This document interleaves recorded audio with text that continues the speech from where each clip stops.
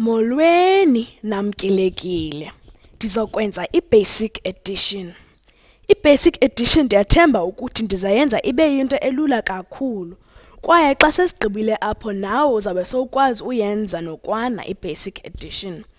Sawuqala kumzekelo olula xa sisenza i-basic addition. Masijonge ke. Masithi 1 plus 1. Ndiyathemba ukuthi uyayazi ithini impendulo. Kodwa mandikubonise indlela yokuba sifike njani kule mpendulo. Singasebenzisa mhlambi into ezifana ne-fruit okanye i-veg. Mna ke ndiyayithanda i-avocado kakhulu kwaye ndizawusebenzisa yona. Ndine-avocado A1. Wena uphinde undinike enye i-avocado. Zingaphi ke ngoku? Masibale. Sithi 1, sithi 2. Uyabona iyalandela ke ngoku. Uba u1 plus 1 usinika u2. Masilandele siye phambili sijonge eminye imizekelo ye-basic addition. Masiqhubekeke ke nge-basic addition. Masizame omnye umzekelo. Masithi 3 plus 4. Theni ngathi nzima le? Ayinzimanga kanti. Masibuyele pha kweza avocado bendithetha ngazo. I-avocado ke yeyona fruit emnandi endakhe ndayiva kwaye awunothi noba yi-fruit xa soyitya. Masiqhubekeke sibuyele kulaa 3 plus 4 ke. Masithi ndine-avocado ezintathu. 1, 2, 3. Wena uphinde undinike ezinye avocado eziyi-4. Sithi 1, 2, 3. Nalena yokugqibela 4. Ingaba zingaphi ke ngoku ii-avocado zam? Masizibaleke. Masiqale phaa ekuqaleni. 1, 2, 3, 4, 5, 6, 7. Yabona ke lula kangakanani i-basic addition. Mandinibonise enye indlela yokuthi sibale sikwazi ukwenza i-basic addition. Kukho into ke lena endizobayo ekuthiwa yi-number line. Ngumgca ke nje apho sibhale ii-numbers ezisenosebenzisa. Siqale ku-0, inamba yethu yokuqala. Masiqale ke phaa ku-0 sithi 0.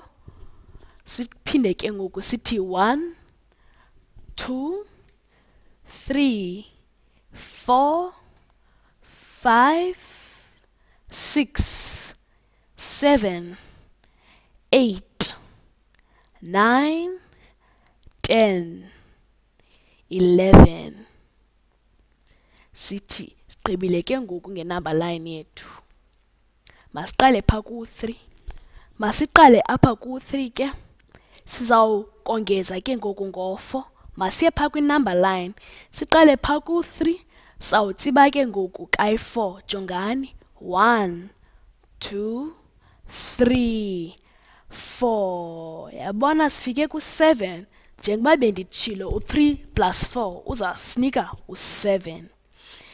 I-number line ke yabona kulula uyisebenzisa. Singajonga nezinye ke kwi-number line. Asiphelelanga apha ku-3 plus 4. Masijonge u-8 plus 1 angasinika. U-8 plus 1 masijonge apha ku-number line uzasinika ntoni. Masiqale phaa ku-8. Sitsibe ke sithi 1. Yabona sifike ku-9. Ilula ke lena. Masiye phambili sijonga nezinye esinozibala kwi-number line. Ukuba i-number line iyakusokolisa ungaphinde ubuyele phaa kwi-fruit. Ungasebenzisa nantoni na, noba ziibhola noba yi-veg njalo njalo. Indlela yozinceda yokuthi ubana umane uzikhumbuza ukuba isebenza njani i-basic addition. Masiyeni phambili sijongeni ezinye ke iingxaki apha kwi-number line, apha kwi-basic addition. Masizobeni enye i-number line. Nantsi enye i-number line yam. Masiphinde siyenze ngelo hlobo besiyenze ngayo nakuqala. Masizobe ke. Sawuqala ekuqaleni phaa ku-0 njengoba benditshilo.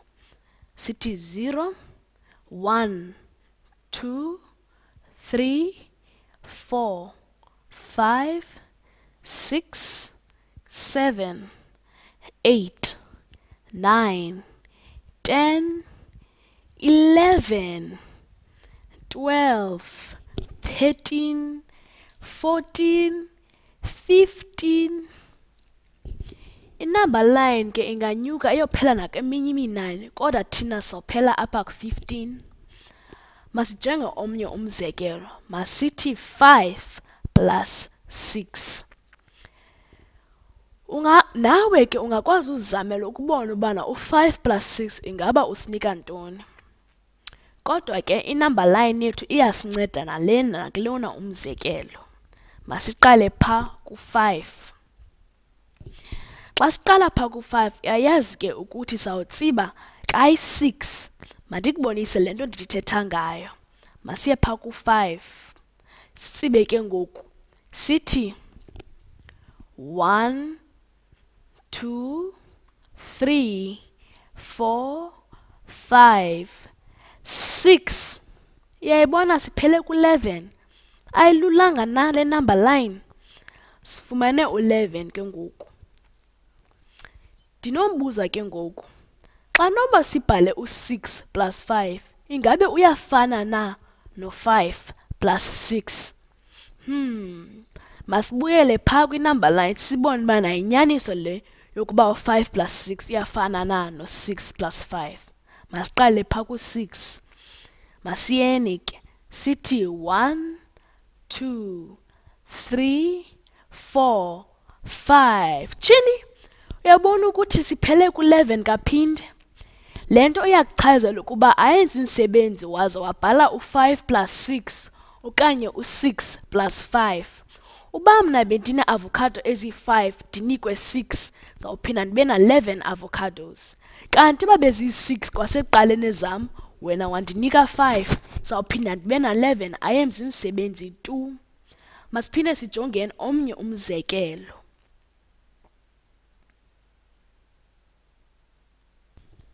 Masijonge umzekelo wokugqibela. Masithi 8 plus 7. Masijonge pha kwi-number line basofumana ntoni. Masiqale ku-8. Sawutsibe ke ngoku kayi-7. Sithi 1, 2, 3, 4, 5, 6, 7. Yabona siphele ku-15.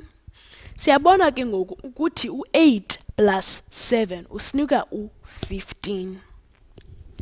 Ndiyathemba ke ngoku uba ndinincedile nokwana nge-basic addition. Ukuba wena usasokola ungaphinde ubuyele phaa kulama orange okanye kwiisekile okanye umane ujonga i-number line isebenza njani.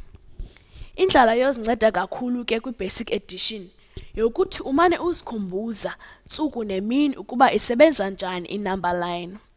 Ngenye imini ekuhambeni kweminyaka uzawubona uba nayayilula kangakanani i-basic addition. Ukuba awuyiboni ncam ukuthi isebenza njani i-basic addition, ungabuza itishara okanye itshomi yakho okanye uphinde ubukele kwale video ujonge ubana siqale njani pha ku1 plus 1 sazophela njani apho ku8 plus 7.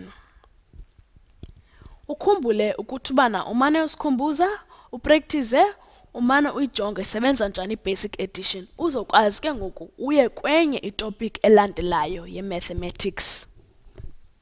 Ndiyathemba ke ubana uyilandele le nto bendiyithetha kule nto ye-basic addition. Nkosi.